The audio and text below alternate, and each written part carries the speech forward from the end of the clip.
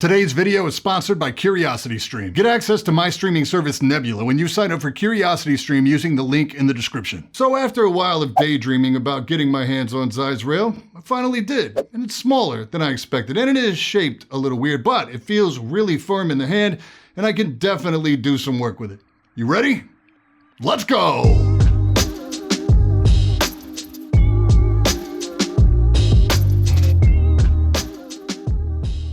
So the Xtrfy MZ1 RGB, codenamed Zeiss Rail, is the brainchild of Rocket Jump Ninja, and there's no way you know who I am if you don't know who he is. MSRP is $79 US, so you are paying a bit of an upcharge versus their regular lineup that falls anywhere from $59 to $69 US, depending on colorway. It's a small mouse, for sure. 111 millimeters long, 57.8 at the front flare, 58.5 at the rear, and 52.5 at the grip, with a height of 36.5. This is a long, flat teardrop shape. The memes of the stretched G-Wolves HSK are pretty accurate. Main switches are Kale GM 8.0, sensors are 3389, pretty thick white PTFE glides, and they do include an extra set in the box, plus a ring for the sensor if you'd like. The hump on this mouse is all in the back, similar to the XM1 or the Burst Pro, and the triggers are really low to the pad with deep comfort grooves. There's just like a LaCroix hint of side play on the triggers, and there is a roll from side to side that you can demonstrate in a review, but you never feel this in game. One of the shining points of this mouse though is that there's like minimal post-travel, but almost zero pre-travel. These switches actuate fast, and they're really light as well. Just because physics, they get lighter the further up on the trigger you go,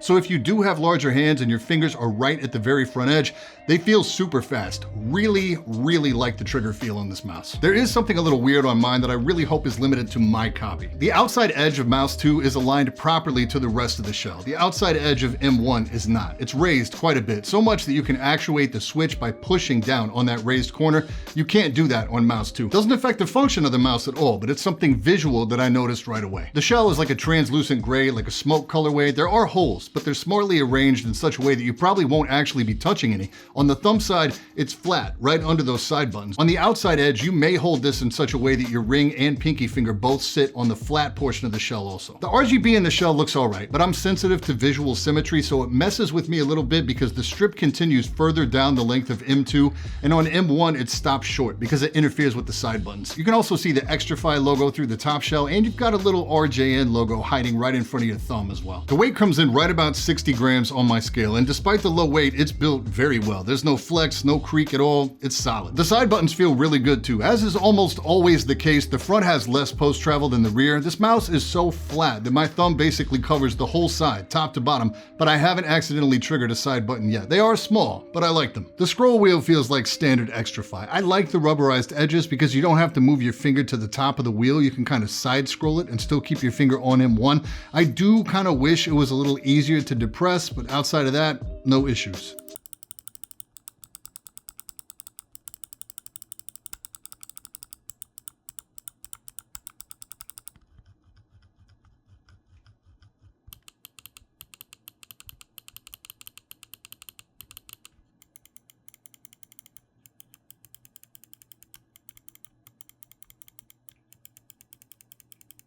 Cable is the new Easy Cord Pro. It is a big step forward from their previous cables, something I knocked the M42 for. I've had it in a bungee and haven't given it a second thought. It does have a really angled stress relief as well. So all the performance adjustments occur on the mouse itself. There's no software. They do include a cheat sheet like with most of their mice. You can adjust polling rate, lift off distance, and debounce right on the mouse itself. The debounce comes set default to 4 milliseconds. I have it set at 2. It feels really fast in game, and I haven't had any double click issues or anything like that at all. And somebody has finally figured out something useful to do with what's normally the DPI button. This is big brain stuff and something I pointed out in the M42 review. After you get your mouse settings dialed in, you can set that top button to be F11, and this allows you to rebind it to whatever you want to in game. The actual DPI button is located on the bottom of the mouse, and it has 8 levels. The shape is very specific, unique. I can't really think of a great way to say it, but it's not really what I would consider a safe shape. My hand measures 20.5 by 10.5 centimeters. This is a definite claw grip mouse for me. I can try to finger fingertip this mouse, but when I hold it naturally, my fingertips land right in the middle of the triggers.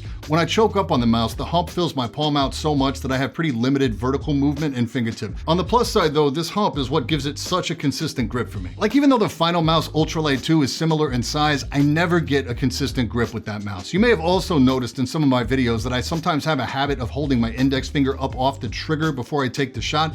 This shape will not let me do that. The hump sitting behind my knuckle angles my fingers down so they rest naturally where they should, and it eliminates that bad habit of mine. For that reason alone, I would choose this mouse over the M42. It's not as safe of a recommendation, but I like it more. It's a really light, really fun mouse in game. The combo of the weight, the consistent grip, and the super fast triggers work really well for me. It wouldn't be my main. I don't think I'm the intended audience, but it's more accessible to me than like the Viper Mini, the Ultralight 2, or the Death Adder Mini. I've honestly become less interested with chasing down the latest gaming mouse and more interested in the broader scope of how we use peripherals to interact with our machines. But to create content like that takes time and considerable financial resources. Luckily, with the support of CuriosityStream, a subscription streaming service with thousands of documentaries and nonfiction features, that goal is much closer than before. And because YouTube tends to prefer content that's optimized a certain way, you can now find all of my content completely ad-free on Nebula, a Streamy Award nominated video platform built by and for amazing independent content creators like Ali Abdaal, Thomas Frank, and MKBHD.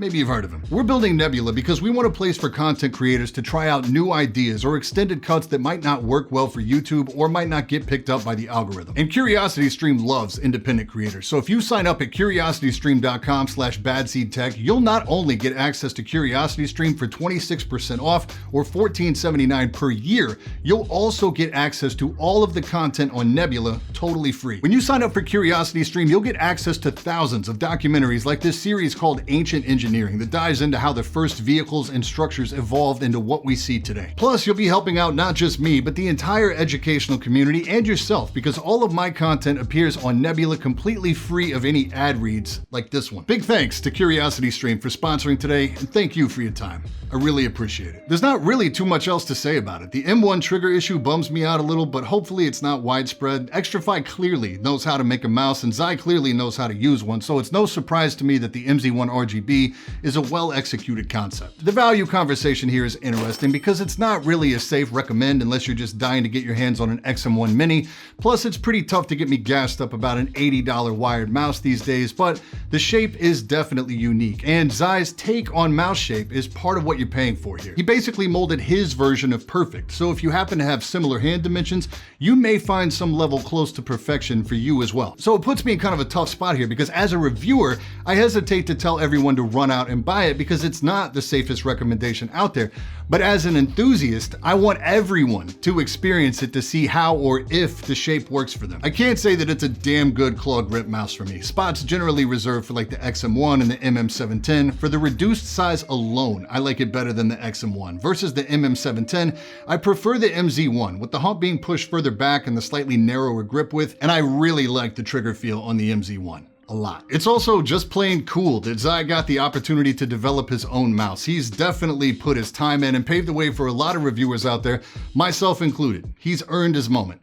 Gotta respect it. As always, links down below for everything we talked about today. Any questions, hit me in the comments. And that's it for this time. I'm Brian P. Thanks so much for watching. Don't forget to hit that like button, hit that sub button. And until next time, stay up.